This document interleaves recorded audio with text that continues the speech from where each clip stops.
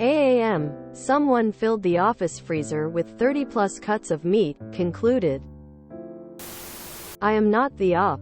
This is a repost sub. Spoiler. Excessive amounts of meat. Less than. First post. The 3rd of February 2020. I work in an office with some big personalities. People prone to behave in slightly odd ways. I'm the office admin, so it's up to me to clean up after people and manage shared spaces. Someone has now filled the freezer in the break room with cuts of meat, and now I'm both annoyed and a bit baffled. Literally like 30-odd individually wrapped cuts of meat. It's taking up the whole freezer. If anyone else wanted to put anything in the freezer today, they wouldn't be able to. There is no work event coming up that these could be for, and there is no oven or barbecue at the office that you could use cook these. So I believe they're for personal use and are simply being stored here.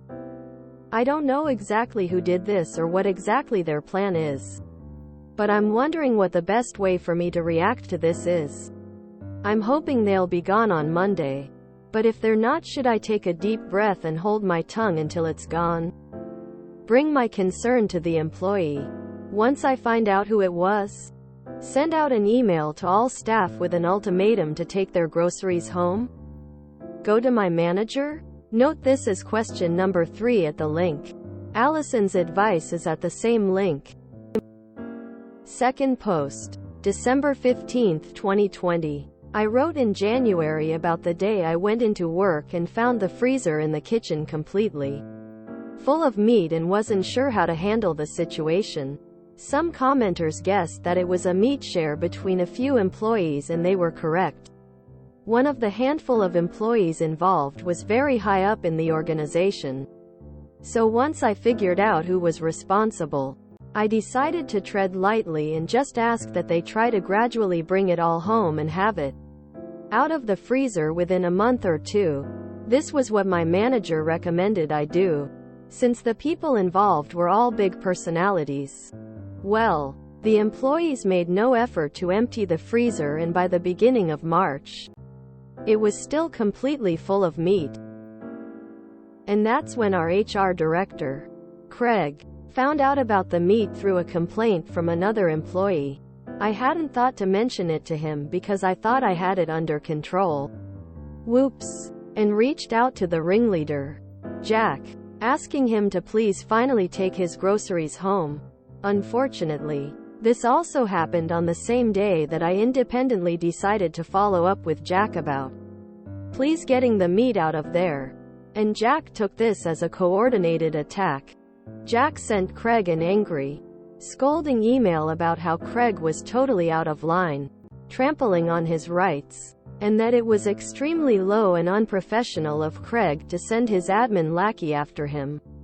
It was very strange response, and Craig actually asked me to confirm that I also thought this was weird, because the strength and self-righteousness of Jack's email threw him off. Craig told me he would handle Meatgate going forward and to forget about it. As much as I do think that Jack was out of line, his behavior and sense of entitlement actually fits in pretty well with our workplace culture, and there weren't any consequences for his outburst eventually. The meat left the freezer, and a week or 2 later, we switched to remote work because of COVID. 3 weeks into working from home, Craig let us know that he had found a new, plush job and that he was leaving the organization. I hope he's well and working with more normal people these days. While my workplace isn't really toxic, people are respectful of one another 99% of the time. And the organization is generous to its employees.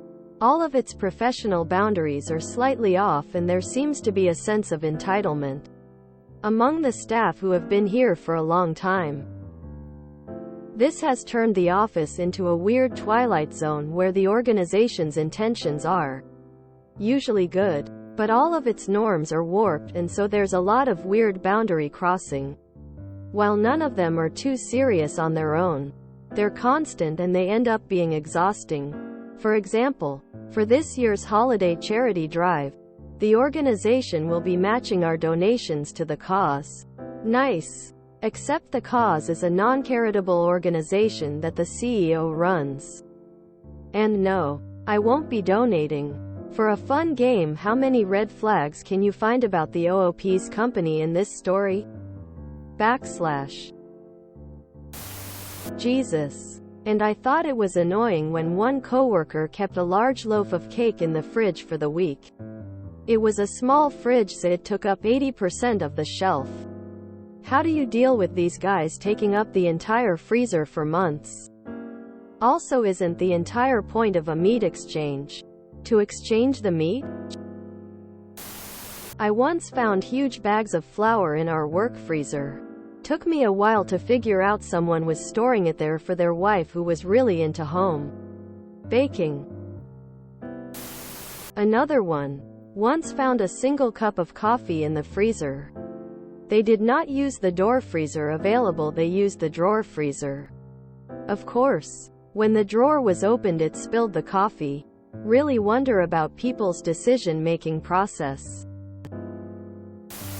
I feel like free steak. Sweet. Would have been a quick way to end this. Why do people defend toxic work environments like they defend toxic relationships? It's just crazy to me. Well-paid exec couldn't cough up $250 for a chest freezer to put in his garage. What an asshole. Okay, I'll play marinara flags. 1. No rules in place for company property freezer. And if there are, they are being ignored to the point OOP didn't know they existed, because site-wide email is normally an admin first step. 2. The meshing of personal, professional boundaries. 3. Allowing individual employees to choose who and when they showed respect in the workplace instead of always being respectful to everyone in the workplace. 4. CEO pet project soliciting donations instead of picking an actual charity for company-wide donations. TBH, I was too shook by that last one that everything else seems small potatoes. At one workplace we found the fridge and freezer was getting full with a few employees' food. They would freeze bread, then store the butter and spreads in the fridge, so they could have toast whenever they wanted. Not really a massive issue, but it was a smaller fridge for well over 50 people on that floor, a number of whom were just wanted to use the fridge to store their lunch for the day. Then here was one time when one employee decided he was on a diet, so bought 30+ tubs of yogurt. He filled the fridge with them, taking our lunches and jamming them sideways in the door. So many of them leaked. In the end HR had enough, as this was also the fridge off the boardroom, so was needed for executive meeting catering. So the fridge was only allowed for milk and lunches for the day, not for the week or the following week. People need good workplace fridge etiquette. Communal work fridge? I would expect some choice steaks to start disappearing after a few weeks of that meat just sitting in the freezer. To send his admin lackey after him. This is the kind of guy who doesn't get nicely administrated things done for him. I like to send papers to these assholes with crooked staples and papers not perfectly stacked together. Their files will come as requested, but not in alphabetical order. They'll get their sign printed and laminated, but it'll be a little crooked. There won't be any heart in the design, and I might not get to it until end of day, and I will do what I can to find out their favorite highlighter color, and always take it before they can get a hold of one. Or, my favorite, I will not let them know if I spot a spelling or grammar error in the documents they send out. Oops, I guess I just didn't notice. Spoiler alert, excessive amounts of meat is too funny to me. While my workplace isn't really toxic, yeah, that doesn't really align with the situations OOP described. A couple months after I started this job, I get to the office to find a dead deer strung up by the forklift, getting butchered. Okay then. Turns out one guy hit a deer in his work truck. Deer butcher was close by, so he zipped over to get the deer and brought it back to the office to get the meat. Not gonna let this go to waste.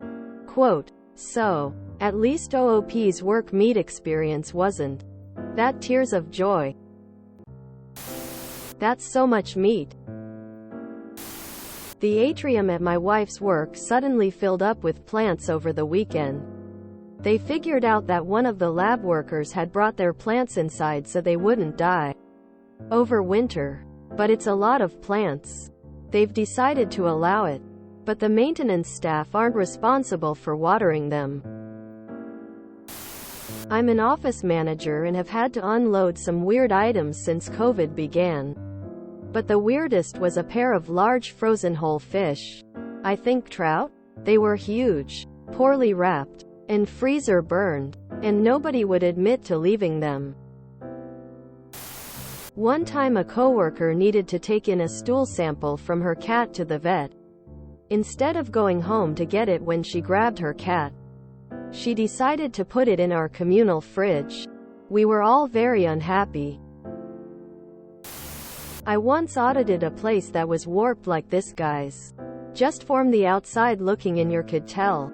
Passive-aggressive notes in the bathrooms. On every wall telling you what you could do and not do.